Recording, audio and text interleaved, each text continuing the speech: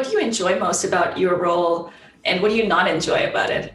I mean, so a couple of things. So one of the things I really like about building an organization is that, and then actually I'll say this is a blessing and a curse, right? Which is if you're lucky enough for the company to keep surviving, you are going to come across new problems every year that you've never had to solve before, right? So when we started, it was just, hey, could we convince one hospital to use our product? And then it's like, oh, wow, we figured out how to convince hospitals to use the product. And at some point it's, oh, you have to figure out how to integrate with electronic medical records. Okay, then we have to go figure that out. It's like, oh, at some point you have to learn how to hire people. No one ever teaches you that in school. And then you learn how to hire your first team members. And then it's, oh, now you have to learn how to hire, senior executives. Okay, well, no one ever taught you that in school. But you only get those opportunities to learn if the company survives long enough to get to that next stage. But that's also kind of the curse too, which is, wow, like as soon as I got reasonably good at something, I have to become an amateur again, the next thing, and feel like I'm a fake because I don't know what I'm doing, right? But for me, ultimately, it's a blessing because it's that opportunity to keep learning new things that I think excites me most about the company. The other two things I would say that excites me are the impact. So the fact that as a company grows, we can impact, thousands and tens of thousands, and then hopefully at some point millions of patients and make their lives healthier and better. And I think the third thing that I didn't realize going into it is that as you grow the team, you're really building a family. And it's amazing to me to think that, if not for Seamless, this specific group of people may not have ever met, right? May never have ever been in each other's lives and formed this family at the company. And that is really rewarding, right? In some other dimension where Seamless doesn't exist, this group of people may never meet. It's kind of cool. Yeah. And what have you learned about having a good partnership? Because you started the company with partners. So I think I found the most important thing is kind of shared values. If you differ on shared values, then the company gets pulled in different directions. You're making decisions differently than each other, and then everyone gets confused. Willie, my co-founder and CTO at the company, one reason why we work well right now is that we have a lot of shared values. So, we've incorporated, implemented 3 core principles in the company. So I mentioned customer centricity is one.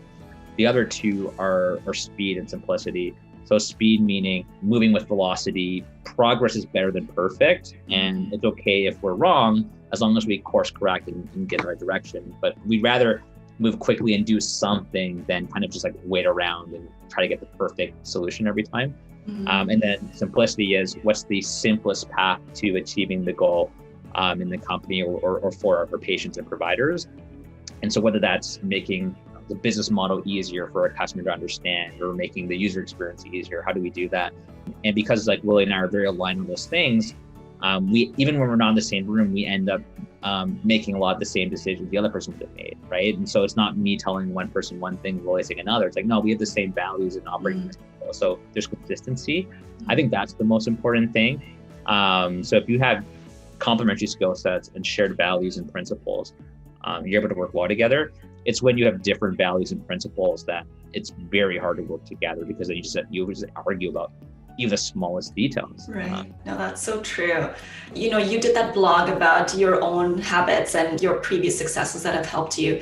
So what are, some habits or mindsets or behaviors that you've adopted that you think have contributed to the early success that you're enjoying now? Yeah, definitely. I actually think that you make a really good point about habits. I think one of the things that I've learned is that a lot of people set lofty goals, but I think the important thing is that if you have the right habits and you're disciplined about it, that's the good stuff that happens. So kind of my best example is, trying to get healthier, right? So a lot of people have lofty goals about, I want to lose this many pounds in this time frame.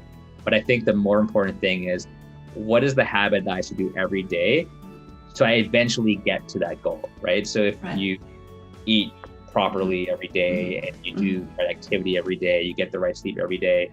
So 1% better, right? Yeah. Focus on hitting those those habits every day. If you do that, maybe it takes 6 months, 12 months, 24 months to hit your goal, but you will technically eventually get to that goal. So I would say just understanding that success is basically doing the right thing that is the right thing, but doing it over and over and over. It's probably the most boring thing in the world, But I think that discipline is something that I've learned to like really believe in. And then kind of related to that, I would say the other mindset or attitude that I have is that practice and preparation is really where the hard work happens. And I think performance is in many ways the easy part. So I'll give you an example for me personally. Most people show up to meetings unprepared, right? And they think that the magic happens when you get in the meeting and just good things happen, right? I actually think the opposite. Like I think when I do meetings, I do most of my work before the meeting. So I do most of my thinking and homework ahead of time. And so I already, kind of like you in this podcast, like you knew exactly ahead of time what questions you want to ask, right? So you're not just like thinking up on the spot, right? So for me too, when I have a meeting, I already know like what are the main questions or topics I want to cover so I don't forget something.